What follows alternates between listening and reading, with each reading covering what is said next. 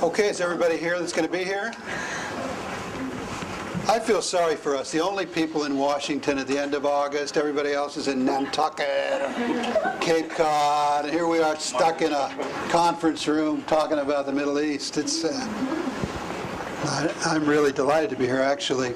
I hope all of you got something to eat, something to drink, but there's more out there if you want to grab it. My name is Richard LeBaron.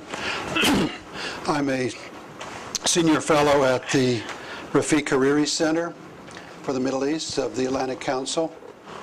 I'm also the oldest living fellow, I think, of the Atlantic Council, so I have all kinds of distinctions. But let me talk a little bit about the Hariri Center before I introduce our guests. The Hariri Center focuses on transitions. We're not as interested in the old traditional topics in the Middle East as we are in how things are changing and how U.S. policy can or could or should influence those changes. We've focused heavily on Egypt, which is a specialty of Michelle Dunn, our director, who actually is on vacation, semi-vacation right now. But since mid-2012, we've also been doing some work on how the Gulf relates to the transitions in the broader region of the Middle East and North Africa, especially Saudi Arabia, Qatar, Kuwait, and the UAE, those countries in the GCC that have been active international players in both the MENA region and elsewhere.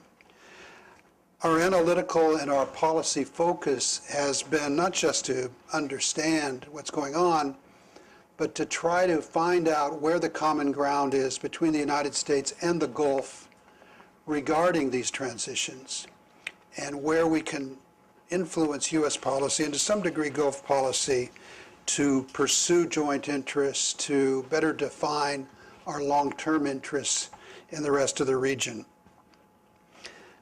This has been more daunting than we had anticipated.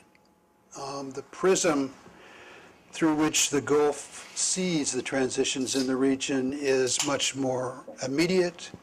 It's more informed by their domestic concerns. It's more informed by, it's more of a defensive approach, and I think a little bit more prone to see potential for disaster.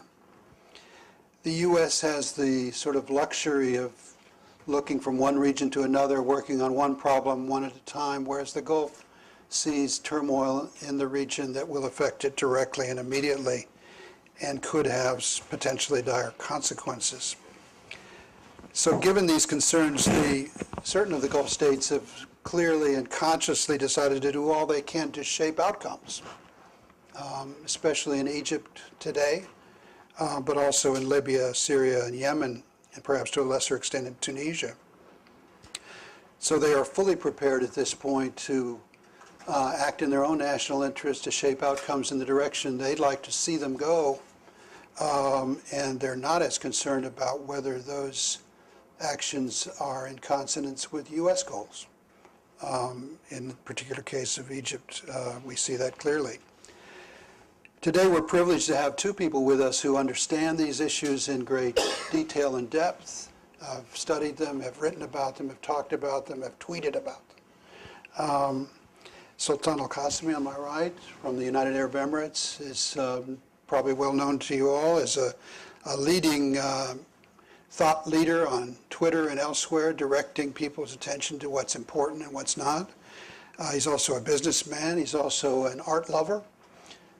Both of our guests are cultural mavens.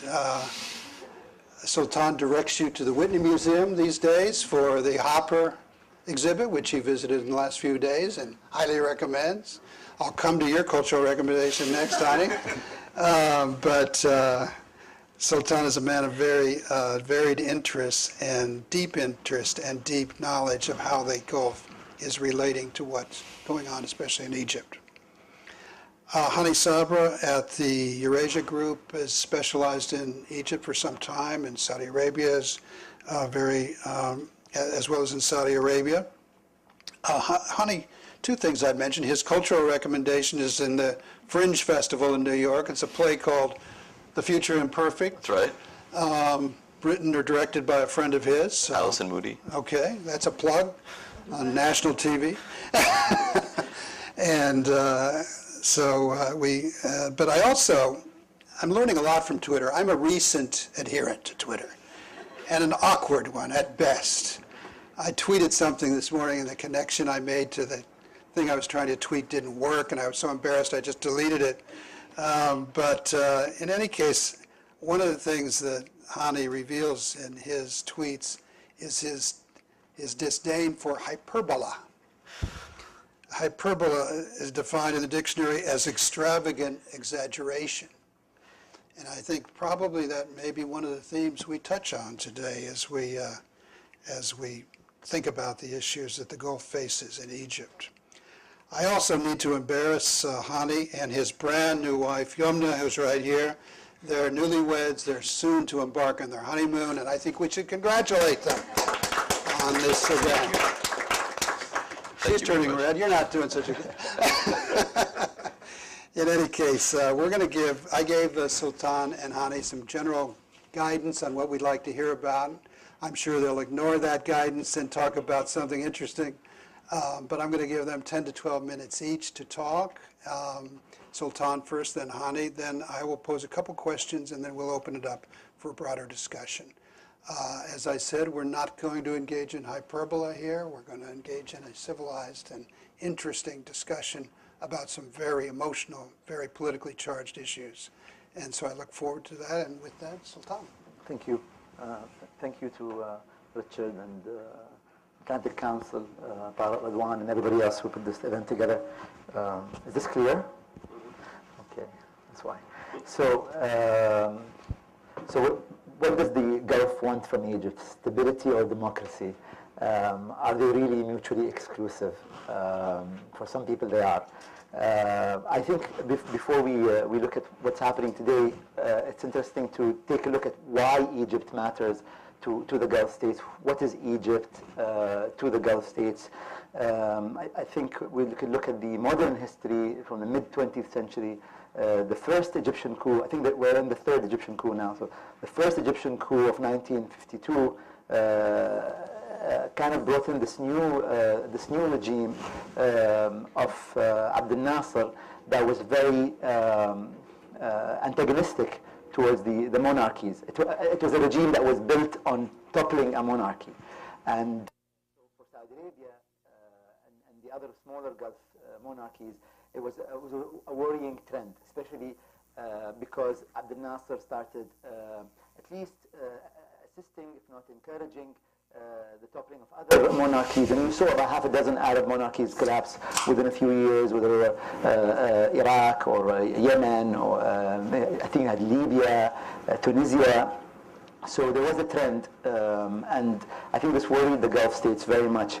Abdel Nasser also engaged in a propaganda war against the Gulf states, and I'm sure that they would have liked to have replied then through Sawt al-Arab.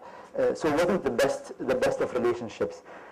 In fact, Egypt was engaged with Saudi Arabia in a proxy war in Yemen, in which 25,000 Egyptians died. I think several hundred Saudis at least had died in that war in the 1960s. Fast forward to the Mubarak era. Mubarak succeeded after Sadat signed the treaty with the Camp David agreement with Israel. The Arab League shifted to Tunisia, and finally, just before the Gulf War, the Arab League shifted back. Mubarak was very, very good at kind of maintaining relations with the UAE, with Saudi Arabia, and with Kuwait. And the feather on his hat then was committing about 35,000 Egyptian troops to the Gulf War. We call it the second Gulf War, you call it the first Gulf War, in 1990, 1991. So that was the largest Arab contingent in the war, and the third largest after the US and Britain. So within a few weeks, the Gulf states kind of had forgiven Egypt all the debts that it had. Kuwait, I think, had forgiven $6 billion worth, and Egypt was once again the Gulf states' best friends after these few decades of not so close relationships. Egypt matters to the Gulf because the Gulf states are terrified of Iran. And for them, the only country that balances Iran is Egypt. Initially, you had Iraq, but Iraq obviously is now going through an extended internal conflict.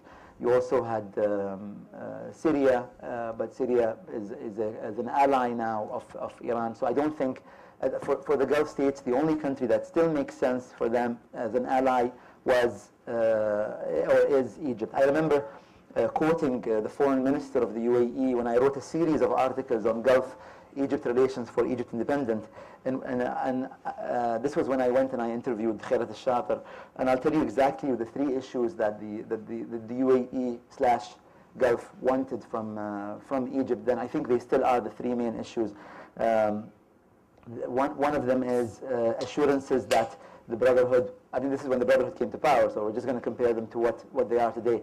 The assurances that the Brotherhood would not export the revolution to the Gulf. So I think even in a new government, the Gulf states would probably want the new government not to export the democratic model if there is democracy in Egypt, that this new democracy would not export democracy to the Gulf. I think that's one thing. That it will not compromise on Gulf security. And this is Iran in capital letters, that you would not build relations with Iran on the expense of the Gulf states. These were the two really major issues that the Gulf states highlighted. There is no single Gulf Egypt policy, and we know that because of the divergent Qatari position. Qatar has seen a change of leadership almost at the same time that Egypt has seen a change of leadership. And yet the Qatari position remained the same. The Qatar condemned the bloodshed in the massacre in Egypt, whatever. And the UAE and Saudi Arabia they were standing steadfast with the Egyptian government. So you see this divergent policy continue. You can, because the Gulf states don't really disagree with each other in public, you can judge by the op-eds in the local newspapers that the relationship is continuing to be very antagonistic. Abdurrahman al-Rashid wrote in Sharq al-Awsat a couple of days ago an article very critical of Qatar. He's the GM of Al-Arabiya. The Qatari newspapers also have articles critical of the other Gulf states and their policies. Now, with regards to, we also what happened with UAE, Saudi, and Kuwait offer immediate financial assistance to Egypt to the tune of $12 billion, money that actually arrived. I don't know if you follow international aid donation. People usually pledge and they never give the money, but in this case they actually did follow up and they did transfer the funds. Qatar continues to deliver. I think there's a shipment arriving today. Qatar continues to deliver gas to Egypt, so they're not totally disconnecting themselves from the Egyptian government. They want to maintain leverage with Egypt. And I think that ultimately, if the Gulf wants stability, they will have to push for democracy. And when I spoke to senior Gulf leaders over the last few weeks, I honestly I said that you have to push Egypt to have elections as soon as possible.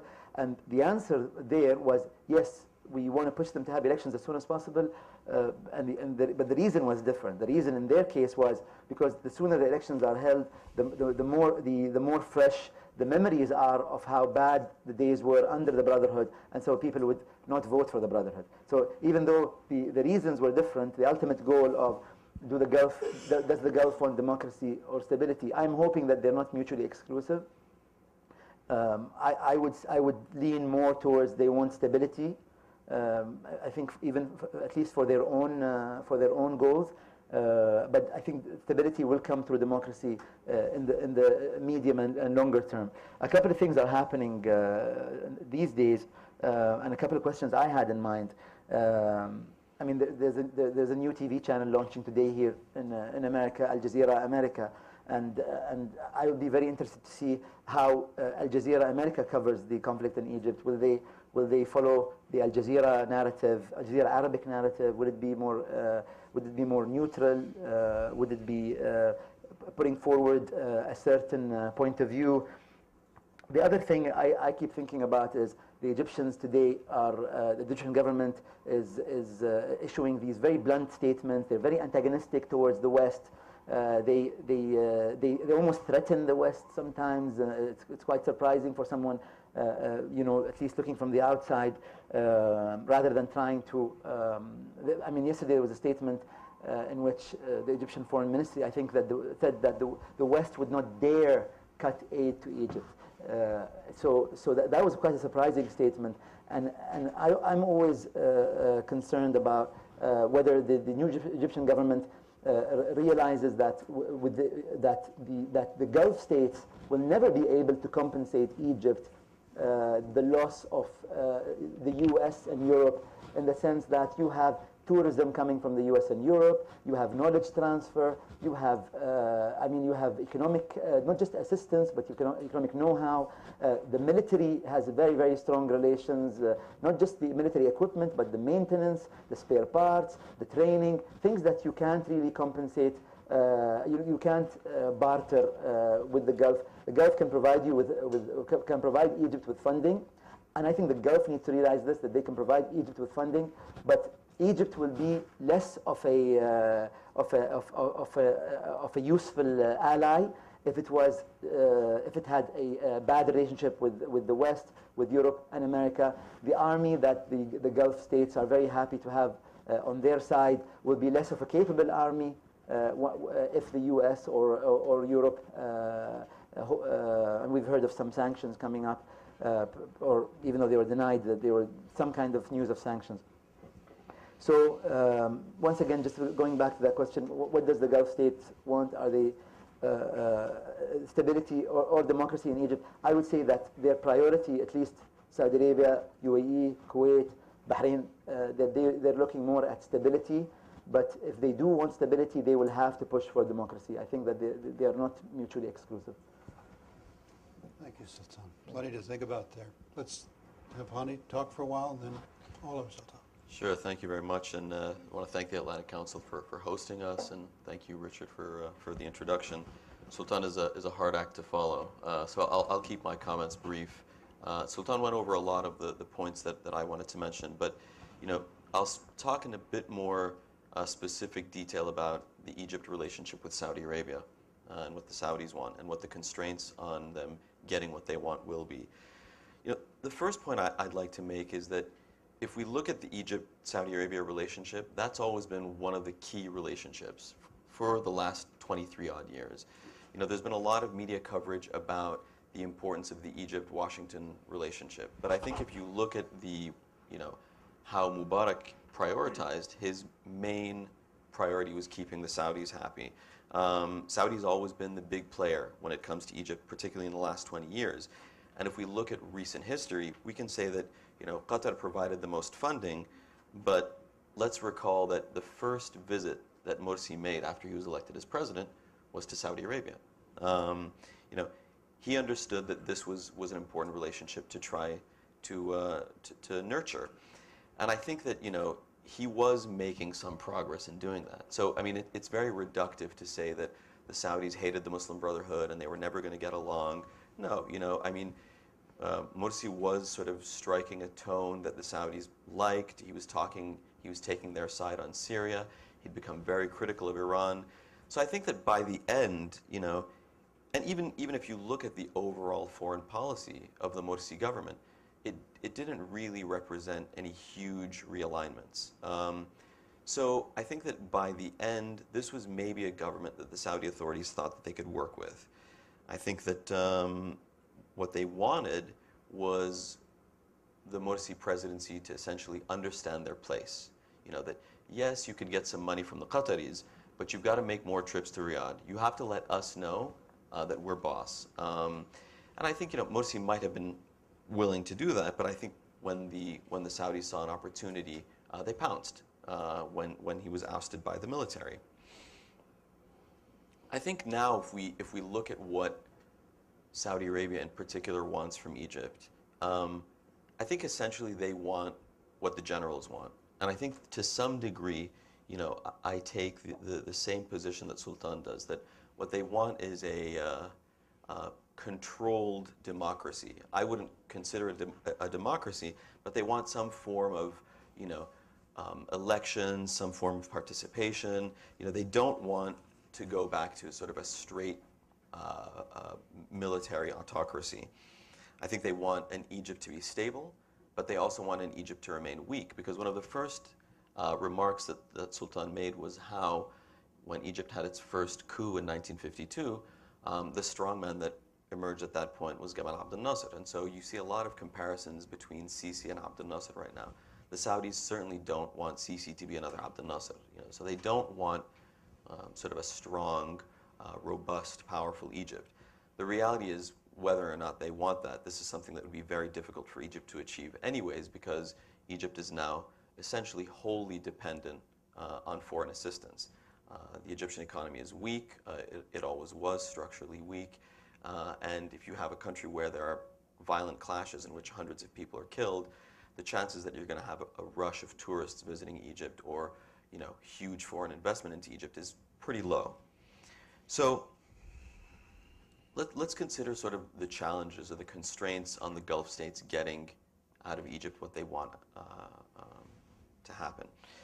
I think that, you know, for the Saudi vision and for the vision of the generals to be realized, you need a modicum of calm in Egypt, because you do need that inflow of hard currency through tourism and through investment.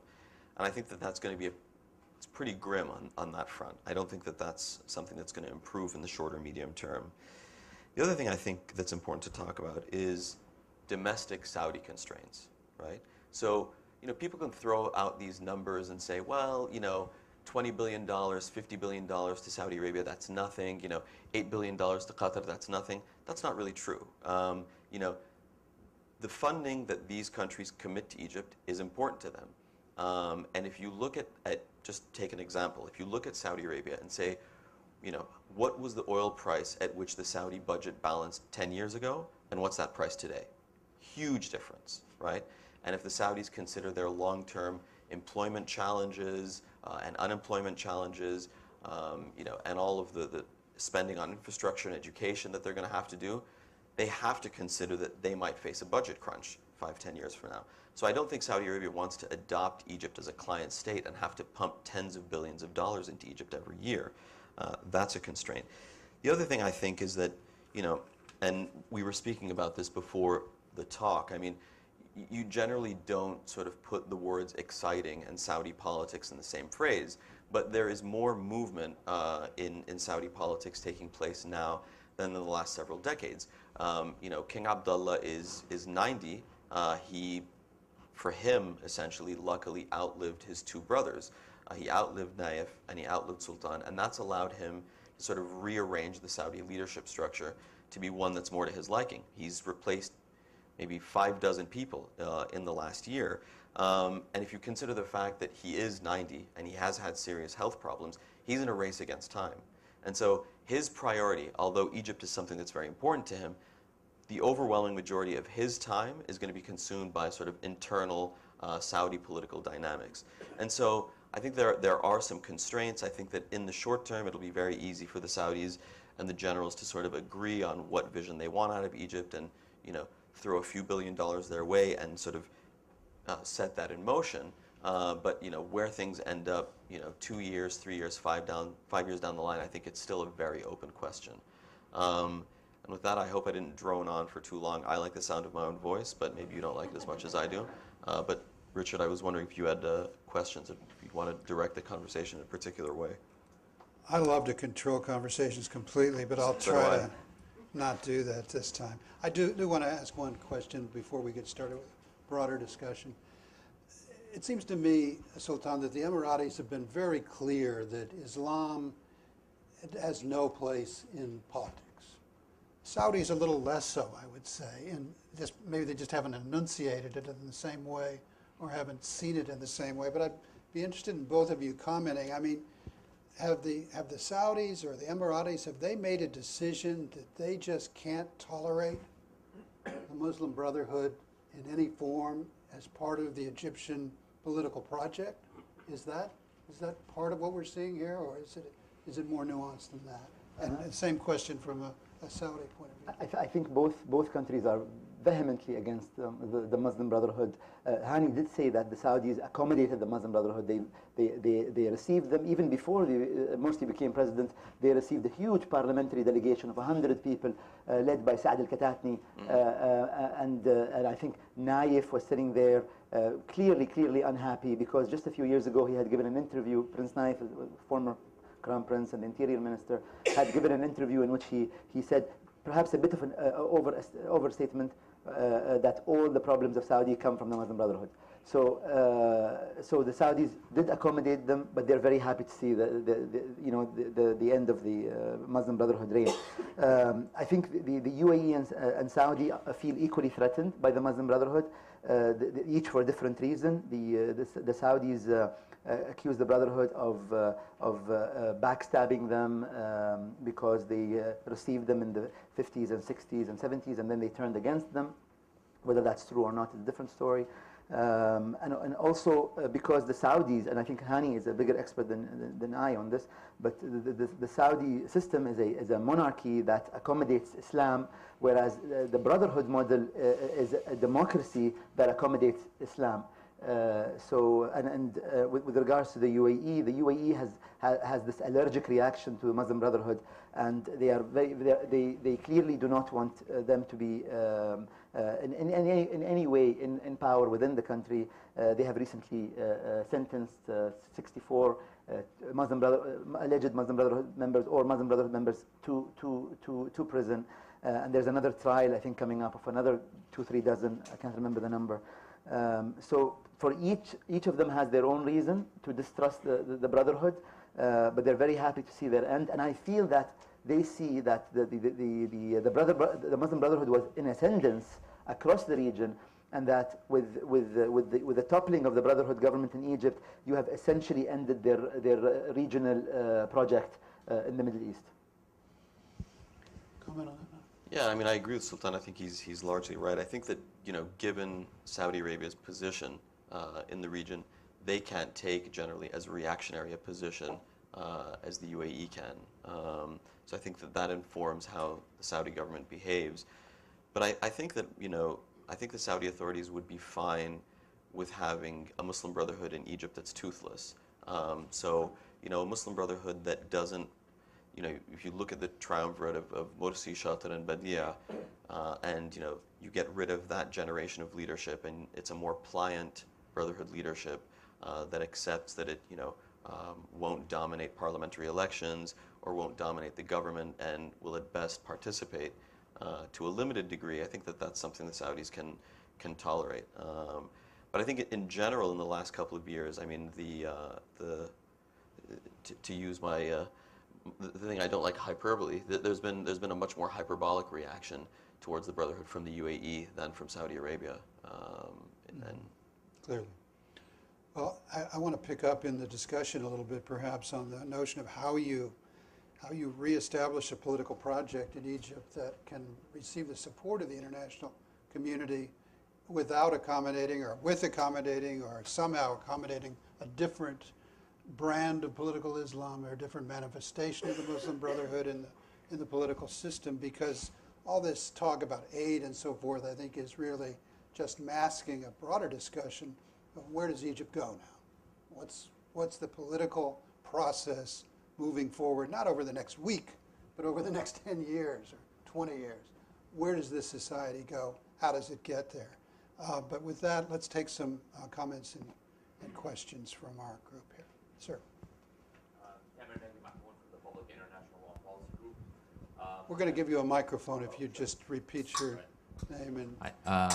My name is Tamer Negi Mahmoud. I'm with the Public International Law Policy Group, and my question is mostly about we understand the Saudi government position on the Muslim Brotherhood, but what kind of domestic constraints are on the Saudi government from its own public with regards to the Muslim Brotherhood? I mean, you have a large Egyptian contingent living in Saudi Arabia that is heavily supportive of the Muslim Brotherhood, and it's not clear to me what is the rest of the Saudi public, not Egyptians living in Saudi, what is their position on the Muslim Brotherhood, and with that in other Arab countries as well? I mean, is there significant domestic support that could push the governments to think one way or another? And second quick question is, where does Jordan fall on the spectrum of support versus non-support? Who do you want to answer that question?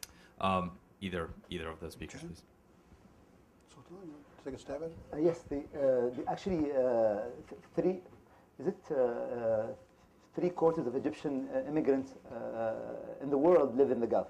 So you're talking about 300 to 400,000 in the UAE, 120,000 in Qatar, maybe close to 300,000 in Kuwait, over a million and a half in Saudi Arabia. Egyptian immigrants in the Gulf are one of the three main sources of income for Egypt. I think after the Suez and tourism. Tourism, I think, is more or less dried out. So it is even more important today than it was 2 years ago. The Gulf is also one of the potential sources of future income as immigrants. I think Egyptian immigrants in Kuwait alone transfer $1 billion a year to Egypt. So it's a very, very significant region in terms of immigrants. And they also play an important role internally. They are teachers, accountants, professors, doctors. They really are the backbone of a lot of the society in the Gulf. And the UAE, in this case, the UAE accused some of the Egyptian immigrants who were there of being Muslim Brotherhood sleeper cells, or people who were working, who were members of the Brotherhood but were also active. I don't think it is not illegal to be a member, but these were members who were, according to the UAE, were active in the organization in the UAE. So there's definitely there's a dynamic there that we can discuss at length. You had the second part of your question, other than the immigrants, Jordan.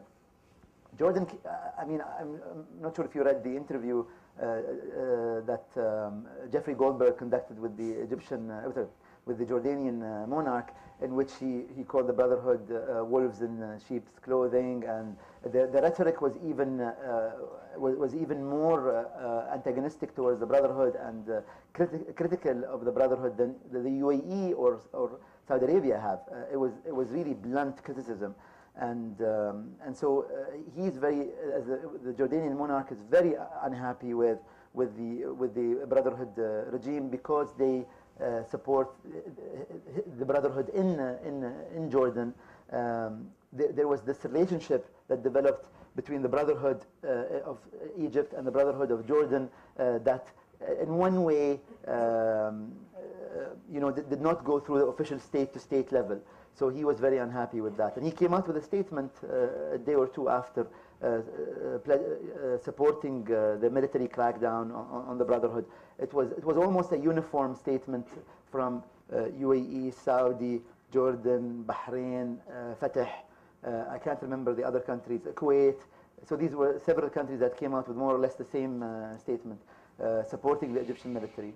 So he knows, he has two dynamics, the Jordanian king. He knows that he has a challenge with the weakening of the Brotherhood in Egypt. The Brotherhood in Jordan are potentially also weakened, but he also knows that his aid donors, UAE, Saudi Arabia, and Kuwait, will be happy to see such a statement. So there's two ways where he's scoring points with such a statement. Yeah, just to add to Sultan's comments, I mean, I imagine that the Saudi authorities wouldn't tolerate any sort of dissent or any public support of the Muslim Brotherhood in Egypt. Saudi Arabia is not a country that's famous for due process, and so any misbehavior would result in arrest and deportation. So I think that they've probably been very closely monitoring the Egyptian community in Saudi Arabia for the last, decades, but particularly in the last 3 years. And so I think that if there's any sign that something represents a threat, they're definitely gonna react to it. In terms of domestic Saudi support, I'm sure there's Saudis who think that the government did a terrible thing by supporting the coup against Morsi, because he was an Islamist. But again, I think that the likelihood that they would take action against the government is very limited, because if you look at the way the Saudi system is structured, right, the regime is structured in such a way that there's always somebody that you can express your displeasure to or your complaints to, somebody in the royal family. and they'll either listen to you and pay you off, or they'll listen to you and say, well, that's not something we're focusing on right now. But the likelihood that this could turn into a threat for the Saudi regime in the short term, I think, is minimal to none. Faisal?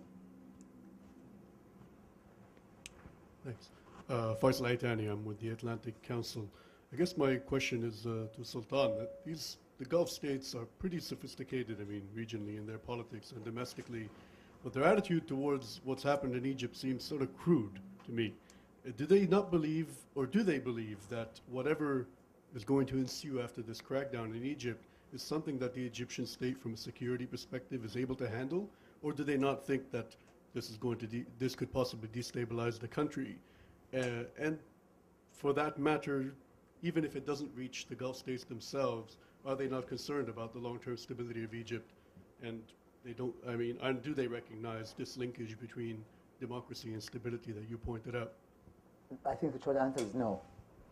But the Gulf states generally haven't received demands for political reform in a very warm manner. In fact, it's been the other way around. And I think for them, even during the Brotherhood administration, the relationship between the security sector of Egypt and the Gulf was very much maintained. Today, even though the head of state changed in one country, the security, the interior, the army, they maintain their relationship together. So they still speak the same language over several decades, and they understand each other.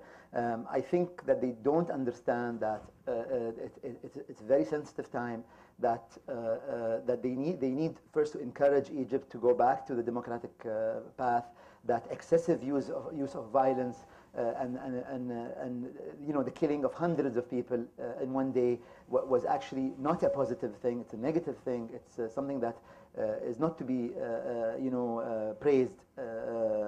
And I don't think they see it. I think that for them, the crackdown is the solution to get rid of this menace that is the Brotherhood. And I think that the Egyptian military are over-promising as well from their side. The Egyptian military is promising the Gulf that we can deal with this in our own way, and I think they're buying each other's version of the story, and it's very naive to think that you can get rid of an organization that has 600,000 adherents at least. I think this is one estimate I came across, and each one of them has a brother and a cousin, and you can go into maybe the lower million digits. You can get rid of this organization and not have them incorporated into politics. I think that's very naive. It's short-term thinking. I don't think that Sisi can deliver what he's promising the Gulf states. And I think that the Gulf states also need to face the reality that even though the Brotherhood will never be active in their own countries, but the Brotherhood will have a future one way or the other in Egypt. And the sooner that they come to realize that, the sooner this mess that we're going through right now ends. But Sultan, you meant, in Faisal's question, he mentioned the linkage between democracy and stability. And Sultan's right, the short answer to that is no, because all they have to do is look at their own states and say, no democracy, wonderful degree of stability. And even if they look more closely, they can say, where's the linkage? Look at the country in the GCC that gets the least done. It's Kuwait. They have an active parliament and an aggressive press.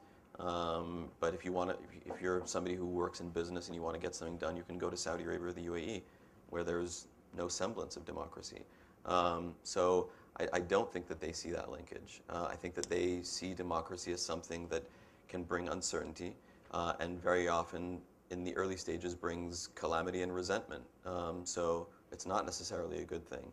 And on the question of overpromising, I mean, this is a theme we've been seeing in Egypt for the last several years, right? I mean, what the Muslim Brotherhood promised Qatar, they overpromised to them as well. They said, well, don't worry, just give us that extra $3 billion, and we're going to keep things together until parliamentary elections. Once that happens, we're going to win again, and that way we'll be able to reassert ourselves. And so that's a theme that's been salient in Egypt for the last 3 years, right? And even before that, the Mubarak administration or regime, sorry, not administration, would make certain promises and be unable to deliver. So it's nothing new. So let me drill down just for a second on your answer a minute. The notion that they don't agree with the vision that in the long term stability will come through democracy. I'm trying to think is, from my point of view, I mean, it's almost an existential choice. On the one hand, they're very tactically blind. On the other hand, strategically, it may be legitimate for the Saudis to say, this is a win or lose for us. You know, if these guys win, we inevitably lose. Is that a fair estimation of what you see in the Gulf? That it's just a zero-sum game? If the Islamists are able to establish themselves, they will destroy us?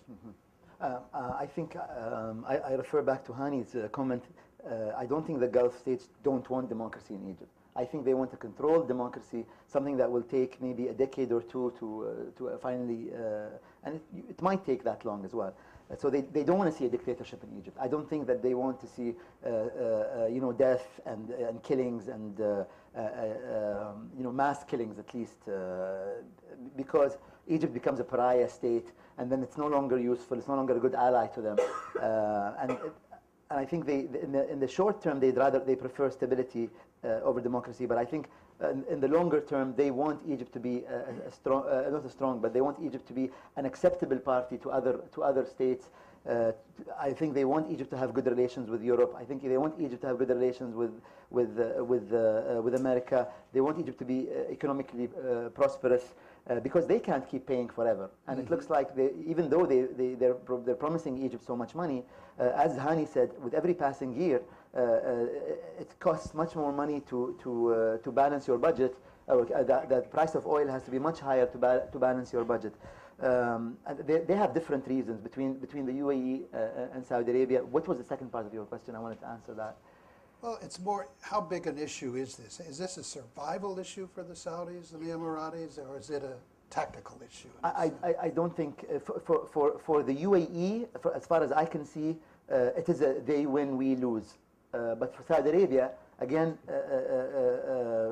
borrowing from Hani, they are willing to accommodate a Muslim Brotherhood regime. They are willing to, not a regime, but a very weak Muslim Brotherhood presence in government. I think they'd be much more comfortable than the UAE. Yeah, and just one quick remark is that I don't think that most of the players involved in Egypt, whether it's the Brotherhood, the military, the secular conservative voices, or the liberal voices, or the Saudis or the Emiratis, are really thinking in a strategic way. I think that the thought in general is dominated by short-termism. I think that most people are thinking, how do we get through the next 6 months, or how do we get through the next year max? I don't think anybody has a long-term vision of how they see this playing out. Question on this side, back in the back.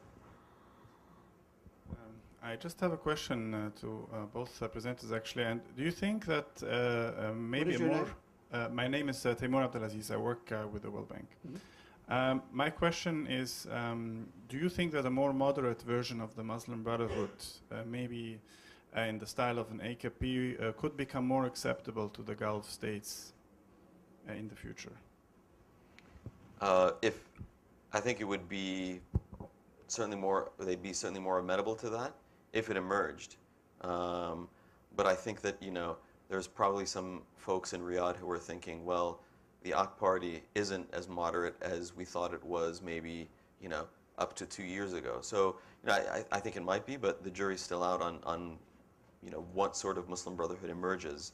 And, will the authorities even allow any configuration of a Muslim Brotherhood or any iteration of a Muslim Brotherhood to participate in politics? It's still an open question. Add to that? No, they don't want to see. They don't want to see an AK party in Egypt either. The UAE, there was news, and I know that this has been what's the word I'm looking for? I was assured that this is true. That the UAE has frozen its investments in Turkey, even though there was no official announcement. But I know this for a fact that the UAE is very unhappy with the AKP. Saudi Arabia is very unhappy with the AK party as well. So they don't want to see many AK parties all over the region either, because they see it as the other side of the same coin that is the Muslim Brotherhood. I think they're more upset about the recent activist approach that the AK Party has taken. But I think that the the philosophical underpinning of what the AK Party represents is something that they might be more amenable to. I think they're annoyed with Erdogan rather than with the AK Party, you know. We could do an interesting seminar on Turkey, and keep in mind that Turkey was and may still be the largest foreign investor in Egypt, and at one time was a very large investor, and they do the kind of investment that actually provides employment. They build things, they make furniture mostly, and Saudi aid is not going to build things. It's going to keep the government afloat. It's going to keep the system afloat. It's not going to provide new jobs. It's not going to provide private sector investment. The Turks were actually doing that, and so it's going to be interesting to see if they can come back to a relationship with Turkey, which actually has an interest in investing in Egypt. I mean, at this point, Turkey is unable to play a constructive role in Egypt, though, Right. because they've taken such a hard position that Erdogan's essentially disqualified himself from playing the role of diplomat. All right, which side were we on? This side? You're next. Here, right in front. You wear an orange jacket, you get called on. It's automatic. You Quite can't- today. My question is for both of you. My name is Rachel Fredman. I work with the Treasury Department. And this is getting to this theme that we're touching on of short-termism versus looking out for Egypt's future economic interests and reconciling that with the Gulf's own prevailing, in the long term, addressing their budget issues. Why channel most foreign assistance through these short-term stopgap measures, channeling funds to the central banks, providing oil shipments versus channeling money through international financial institutions that encourage economic reforms? When I see those kinds of actions, it seems almost like the Gulf is creating an Egypt that is more dependent on their aid rather than encouraging reforms. Sure. Well, I mean, domestically on the Egyptian side, there's absolutely no interest in economic reform because, any new government that comes in doesn't want to be seen as taking things away from people. They want to give things to people. And if you look at part of the reason the Muslim Brotherhood lost support in the last year was that they didn't deliver on the economy, right? And they were an elected government. They had an elected president. So if you have an interim government that wasn't elected, do you really think that they're going to take the hard steps on subsidy reform? Absolutely not, And even if you look at the composition of the cabinet, it's more, slightly left-leaning people who wouldn't have any interest in economic reform. And I think even, the folks in government see their mandate as to not do anything but sort of stabilize the country for the transitional period. Again, I think that, ministers in Egypt in the last 3 years have been very fearful of taking any steps because they're afraid that I'm going to lose my job, and if I lose my job, I can end up in jail. So why do anything except sort of, steady the ship and wait until there's elections or another coup or another sort of round of violence? It's not my responsibility to do that. So I don't think there will be any economic reform in the short term at all. If I can just add quickly, Saudi Arabia and the UAE and Kuwait will likely commit the same mistakes of Qatar over the last year and a half. Whenever Egypt was pressured by the IMF to lift subsidies and actually do serious economic reforms, Qatar would come in with an injection of $2-3 billion and then give them another 6 months. And so the Gulf states, the three of them, can afford to do this for 3, 4, 5 years maybe. But then Egypt will become more dependent on them, and when the Egyptian government does take that step to lift subsidies on bread and fuel and other items, it will become even worse. And what they should do is maybe encourage Egypt to lift subsidies maybe by 5% a year, 10% a year, help them or condition their economic package at least with conforming to IMF and World Bank guidelines. But I don't think they will do that. There's no political capital available to take those kinds of steps. Tariq, how much time do we schedule for this?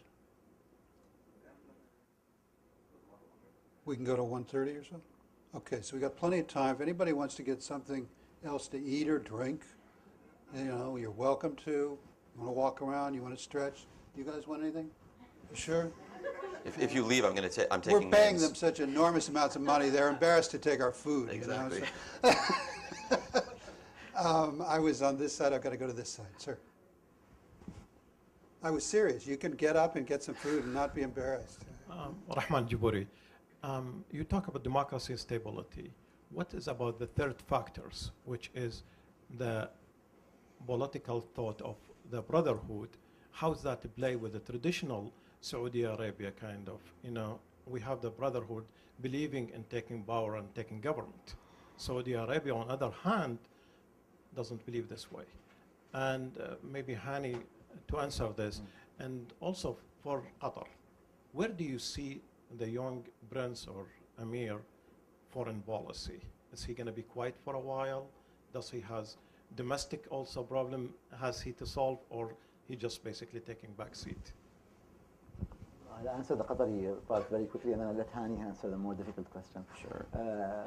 I think Sheikh Tamim has already answered your question in the last few weeks. He has issued statements in full support of, as well as he has issued a statement condemning, or his government has issued a statement condemning the escalation of violence in Egypt, and his statements were closer to the Turkish statements. So he has already taken a position. There was a huge regional crisis. This is what we were waiting for. There was a huge regional crisis. Qatar did come and make its position very clear. And on the other hand, does he have internal issues to deal with? I think on one side he's kind of buffered because he has over $200 billion in one fund, Qatar Investment Authority, that he can afford to continue his father's policy, building economic development. But also even the demands that have been taking place in Qatar are very mild. I think it's a bit too soon to judge if there's any internal demands from the new emir. Is there any, let me ask you one question about Qatar. Is there any truth to the notion of some sort of a religious affinity among the family with the Muslim Brotherhood, or has that been overblown? Qatar is one of the Wahhabi Emirates of the Gulf. So I mean, even when they built this new huge mosque, they called it Mohammed Abdul Wahhab Mosque. It's a massive structure in Doha, and ironically, one of the first imams there was Yusuf al-Qaradawi, who was a Muslim Brotherhood affiliate. So you had Muslim Brotherhood merging with Wahhabi. It was a very strange sermon to follow. I don't think the family is still very much Wahhabi Salafi, but I think the Qatar had received the Muslim Brotherhood in the 50s and 60s. They had given them refuge, and for some reason, when the Brotherhood in Qatar dissolved, it was a very clean process. They agreed to dissolve themselves between 1999 and 2003. This took place, and the relationship continued to be very strong between Qatar and the Muslim Brotherhood. I think that part of it is also being a counterbalance to Saudi Arabia, but we can talk about this forever. Right. One thing I want to add though on the Qatar thing, and I don't know as much about domestic Qatari politics as you do, Sultan, but they have given themselves some wiggle room though. I mean, they haven't really adopted the Turkish position. The Turkish position is a clearly and openly pro-Mohammed Morsi position. Mm-hmm. So Qatar has said, well, we're displeased about the way things have gone in Egypt, but they haven't embraced Morsi. And in fact, what they've done is say that, we offer assistance to Egypt as Egypt, mm-hmm. not the Muslim Brotherhood, not any particular political party.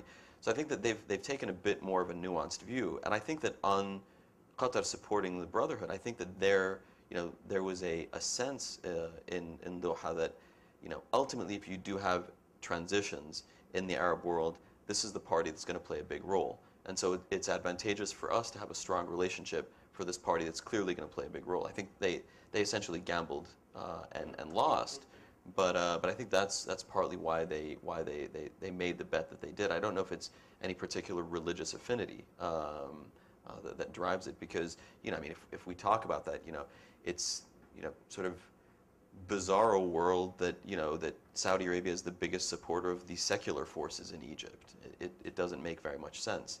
Saudi Arabia is not the most secular place in the world. I lived there for 8 years. Mm-hmm. This side, I think we're on. Kristen. Hey, Kristen Diwan from American University.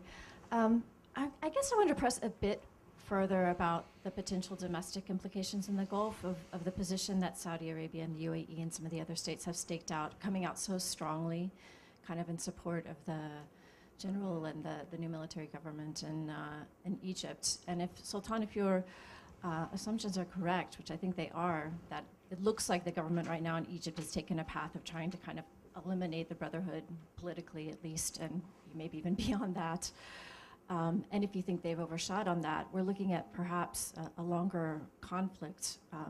And the ability to sort of isolate the Brotherhood then is going to be really important within the broader Islamic field. And already in the Gulf, I think there's signs that maybe that isn't happening so well. I mean, if you look in Kuwait, you've already had open public statements of both Muslim Brotherhood activists and Salafi, a lot of the Salafi trend as well, condemning Kuwait's support for Egypt. You've now had in Saudi Arabia an open letter of 56 ulama coming out against the Saudi position, or at least against the coup in Egypt. And you've had very, very prominent Islamist figures like Salman al-Oda clearly signaling that they're very unhappy with the position that Saudi Arabia has taken. So I'm just wondering how much, if the Brotherhood can start to portray this, which I'm sure they're already trying to do, as being a work against Islam, you're going to have a much broader segment of the population in the Gulf that could be very unhappy with that position.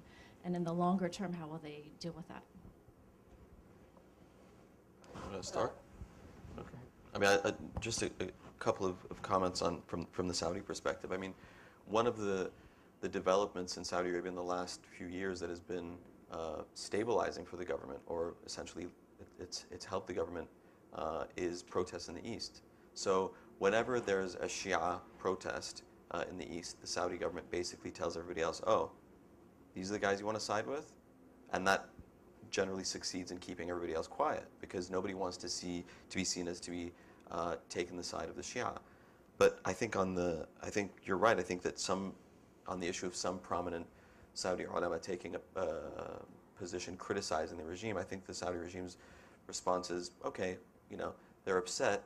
They've expressed the fact that they're upset, but we can soften the blow in 6 months. And I think that this is where, Sultan's point about the Egyptian authorities over-promising to the Saudis that, listen, we're gonna have this under wraps, and we're gonna sort of control this. We're gonna corral this in the next 6 months, and by that point, you're not gonna really have to worry. People have accepted the new order, and they'll move on. But yeah, I mean, I think it could present a problem.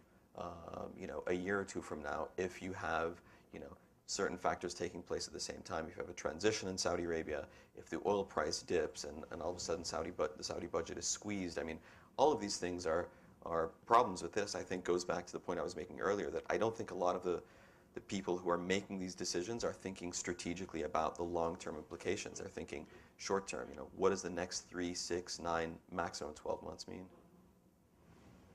This side. Nobody? Sure. My name is Matar Ibrahim Matar, fellow at NED, former MP from Bahrain. My question is about the gap between U.S. foreign policy and the Saudis. I feel that the crack in the relation started with invasion of Iraq, and some officials here are trying to say that in Bahrain, after the harsh crackdown, the Americans would like to do more, but the Saudis were a major obstacle, and there was a conflict between Americans and Saudis. I don't know if it is right or not, but this is the justification for the foreign policy of U.S. government. And currently with Egypt, I think it is also another major phase of the relation. How sustainable did you see the relation after all these escalations in the region? I think the U.S. relationship with Saudi Arabia is probably the single most important for America in terms of oil, in terms of national security. Even though the rhetoric goes up and it looks like they disagree, Saudi hosts the U.S. drone base. from which the attacks on the drone attacks on Yemen take part. Saudi has some kind of new strange supporter in the Israeli government. So there's more. They see more eye to eye in regional dynamics. So there's Turkey, Iran, Egypt. They see more eye to eye. So I don't think that the U.S.-Egyptian relationship, the U.S.-Saudi relationship will be damaged. I think there will be disagreement, and there is a lot of disagreement. But that's why you have a lot of lobbying, you have a lot of phone calls, you have a lot of visits. The Saudis have made themselves very clear that they would cover any U.S. shortfall, and they can afford to cover $1.5 billion a year. But I don't think that's sustainable, and I don't think the army really wants to see Saudi step in and cover all U.S. Assistance, because once again, it's not just financial; it's also military, and the Saudis don't have that military expertise to offer the Egyptians. So I think it is a disagreement that's on the surface, but again, between military to military, they're still very close. Anti-terrorism, they're still very close. Saudi Arabia just gave last week gave $100 million to counter-terrorism and extremism center, and the Americans praised it. So I think it's much more dynamic than disagreeing over Egypt, and the relationships would be weakened, I think. Yeah, and if I can add, I mean, I think that, the Saudi argument to the U.S. is going to be largely similar to the argument that the Saudis made with Bahrain. That they'll say, well, you might have concerns about what we've done in Bahrain, but it's not a priority for you, and it's a priority for us. And I think they're going to make that argument on Egypt, that, Egypt is something that's important to you. It's going to be in the news. It's going to be on the cover of the New York Times for the next few weeks. But ultimately, it's not your top foreign policy priority. You have your pivot to Asia, whereas we don't. Egypt is still our priority. This is our backyard, and this is of much more critical importance to us.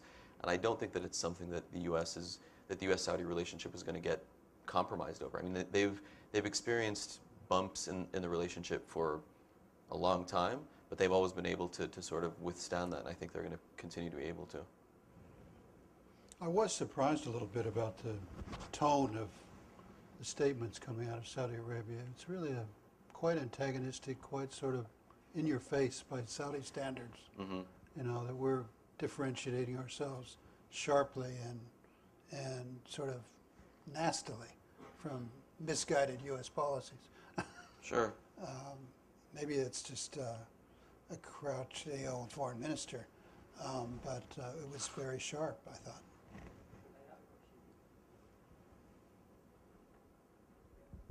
For Hani, my name is Anas Al-Ahmed from Indiana University. I have a question for you, Hani, about the fact that Saudi Arabia supported Salafi, Hizb party. Mm-hmm.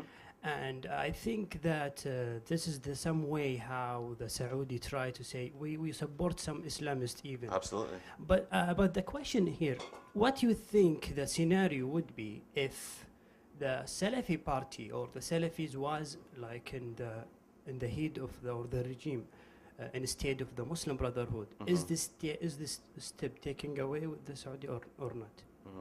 I actually don't think the Egyptian military is going to let that happen. So, I mean, it's an interesting theoretical question, but I don't see a scenario now, given sort of the current configuration, where the Egyptian military would allow the Salafis to sort of dominate an election and win, 60-70% of the seats. It might present a problem if that were to happen, but I don't see that happening. Black shirt. My name is Sahel Khalawi. I'm a master's student at Georgetown Law. I want to talk about the future and ask what would happen and how would the Gulf states react if the Muslim Brotherhood won again the coming election, and how would the U.S. react if the jihadists win the election, the coming one?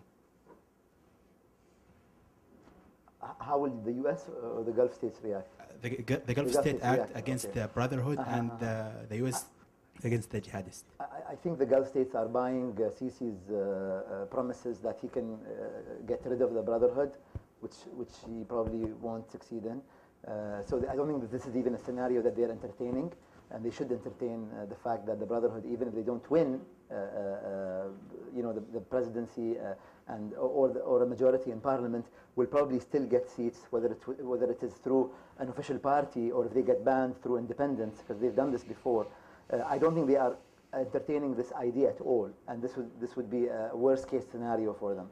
How would they react if that happens? I think they would be shocked, but I think that they would. I think that they would probably continue to fund at least the sections of Egyptian politics that are not aligned to the Brotherhood. Honestly, this is not a scenario that they're really taking into consideration. You asked about how the U.S. would react if this happens. The jihadists win. This is not going to happen. It just won't happen. The military is there for a while. They won't allow the jihadists to run. I mean, you've seen the news in the last 2-3 weeks. There's been deaths. Egypt is today in a state of mourning because of the deaths. So they would not allow jihadist takfiri or jihadist parties to register or to take part. I think this bit Sisi will succeed in eliminating the jihadis, the takfiris. But I think the Brotherhood, who still have relations with the West, who today look like they are victims, who have been killed in the streets. I think that they will participate, whether if not in the next election, in the one after it, and they will probably win some seats, and they will not be eliminated, unlike the jihadists. Yeah, and if you have elections, the next parliamentary elections, if they take place, as me and Sultan were talking about earlier, I think they're going to be very sort of engineered, very controlled elections. I foresee the remobilization of the old NDP networks in Upper Egypt, and maybe drawing electoral lines in such a way, drawing the district lines in such a way that would ensure certain victories for certain parties. Gerrymandering is a big issue, right? I mean, this was a big debate actually when Morsi was president, the debate about what electoral law you'd use. And so I think they're going to try to craftily come up with a way to ensure that the results will be results that they know, that they have sort of a certainty of about 70% of what the election results will be, that it's not going to be left to chance. I have 2 more questions, then we'll ask our panelists for any final remarks they'd like to make, and then we'll wrap up. Yes, ma'am. Julie Hughes, the National Democratic Institute. Following up on the scenario that you just outlined, which seems imminently likely to me. That's not necessarily, right? We've all made huge mistakes prognosticating on Egypt in the last 3 years. Tell me about it. So now that this is on film, I can just imagine somebody next year, look at this idiot talking about something he knows nothing about. But anyway. Yeah, tell me about it. I walked away with a felony. What'd you get? So. But that electoral system only worked, and I'm making air quotes, when you had some pretty creative electoral administration going on and less than 20% voter turnout. Now, I don't see that without aggressive state enforcement ever happening again. Rural voter turnout in the last has equaled urban voter turnout in the last 3 electoral events, and those are the votes that were disproportionately nullified, in recent events. There's a huge risk that there's a motivation to uber participate. Sure. In a parliamentary election, perhaps not in the constitutional process, and that may be a protest stay away. But so if these scenarios for how the state is to deliver on these promises to create stability are all built on that flawed premise, then what? There are other means when push comes to shove. Cheat. Fudge the numbers. I mean, these are other things to consider as well. This is entirely possible. Even on the question of voter participation, I'm not sure that it'll be that high, to be honest. I mean, depending on what the sort of the political temperature is at the time could determine whether or not voter participation is high or low. I mean, if you look at parliamentary elections that took place in January of 2012, and then you look at voter participation in presidential elections 6 months later, and you look at voter participation in the constitutional referendum, it was trending down. So I don't necessarily know that voter participation will be very high. So you don't think there'll be a backlash? You think people will just... I mean, I guess my concern really is... Anything is possible, to be honest. I